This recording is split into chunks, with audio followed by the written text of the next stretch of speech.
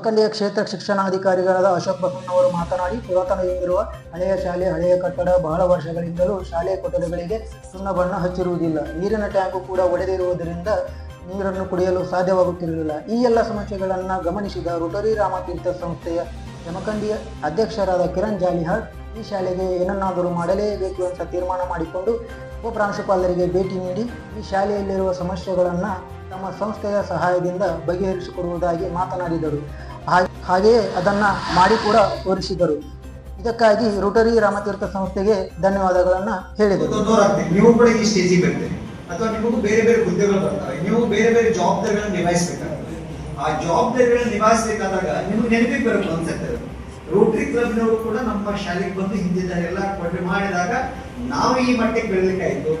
ಈಗ ನೀವು ಎಷ್ಟು ಚೆನ್ನಾಗಿ ಸುಸ್ಥಿರವಾಗಿ ಪ್ರಾರ್ಥನೆಯನ್ನು ಹೇಳಿದ್ರಂತಂದ್ರೆ ನಮಗೆ ಆಗಿರ್ತಕ್ಕಂತಹ ದನಿವನ್ನ ಆರಿಸ್ತಕ್ಕಂಥದ್ದು ಅಷ್ಟು ಚೆನ್ನಾಗಿ ನಿಮ್ಮ ಮಾಸ್ಟರ್ ಹೇಳಿದರು, ನೀವು ಕೂಡ ಹೇಳಿದ್ರಿ ಅವಾಗ. ಆದ್ರೆ ನಮಗೆ ಏನ್ ಅನಿಸ್ತದೆ ಅಂತ ನೋಡಿದ್ರೆ, ಈ ಮೈಕ್ ಇರ್ಲಿಕ್ಕಂದ್ರೆ ಅಷ್ಟು ಚೆನ್ನಾಗಿ ಗೊತ್ತಿರ್ಲಿಲ್ಲ. ಹೌದಾ?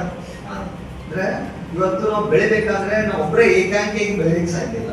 ಇವತ್ತು ಬೆಳೆ ತನ್ನಷ್ಟೇ ತಾನೇ ಸ್ವತಂತ್ರವಾಗಿ ಬೆಳಿಲಿಕ್ಕೆ ಸಾಧ್ಯ ಇಲ್ಲ. ಅದಕ್ಕೆ ಬೇರೆ ಬೇರೆ ಆಗಿರ್ತಕ್ಕಂಥ ಪೌಷ್ಟಿಕಾಂಶಗಳು ಬೇಕು, ನೀರು ಬೇಕು, ಅದಕ್ಕೆ ಆಧಾರ ಬೇಕು, ಬೆಳಲಿಕ್ಕೆ ಸಪೋರ್ಟ್ ಬೇಕು, ಬೆಳೆಸೋರು ಬೇಕು. ಹಾಗಾಗಿ ಈಗ ಎಲ್ಲ ರೋಟರಿ ಬಗ್ಗೆ ಎಲ್ಲ ಕೇಳಿದ್ರಿ. ನಮ್ಮ ರೋಟರಿಯನ್ಸ್ಗೆ ಸರ್ವಿಸ್ ಈಸ್ ರಿಲಿಜನ್, ಸೇವಾ ಕೊಡಿ ರೆಡಿ ಇರ್ತಾರೆ, ಅವರಿಗೆ ಸೇವಾ ಮಾಡುವಂತ ಅವಕಾಶ ನಮ್ಗೆ ಸಿಗತ್ತೆ. ಆಕ್ಚುಲಿ ನಾನು ನಿಮ್ಮೆಲ್ಲರಿಗೂ ಧನ್ಯವಾದ ಹೇಳ್ಬೇಕು ನಮ್ಮ ಸಂಸ್ಥೆ ಪರವಾಗಿ. ಅದಕ್ಕೆ ನಿಮ್ಮೆಲ್ಲರಿಗೂ ಮೊದಲೇ ಧನ್ಯವಾದ ಹೇಳ್ತಾನ. ಸ್ವತಂತ್ರ ಕಾರ್ಯಕ್ರಮದ ಉದ್ಘಾಟನೆಯಾಗಿ ಬಂದಂತ ಇಒ ಸರ್, ಬಸವಣ್ಣ ಸರ್, ಈ ಶಾಲೆಯ ನಮ್ಮ ಆಕ್ಚುಲಿ ನಮ್ಮ ರೋಟರಿ ಸಂಸ್ಥೆ ಸದಸ್ಯರು, ಆಮೇಲೆ ಈ ಶಾಲೆಯ ಉಪಪ್ರಾಂಶುಗಳಾದಂತ ನರಸಿಂಹ ಸರ್ ಅವರೇ, ಹಾಗೆ ಈ ಶಾಲೆಯ ಅವರೇ, ಗುರುಗಳೇ, ಗುರುಮಾತೆಯರೇ, ಪತ್ರಿಕಾ ಮಾಧ್ಯಮದ ನನ್ನ ಎಲ್ಲ ಮಿತ್ರರೇ, ಹಾಗೂ ನನ್ನ ರೋಟರಿ ಸಂಸ್ಥೆಯ ನನ್ನ ಸದಸ್ಯರೇ ಹಾಗೂ ಮುದ್ದು ಮಕ್ಕಳೇ, ಇವತ್ತಿನ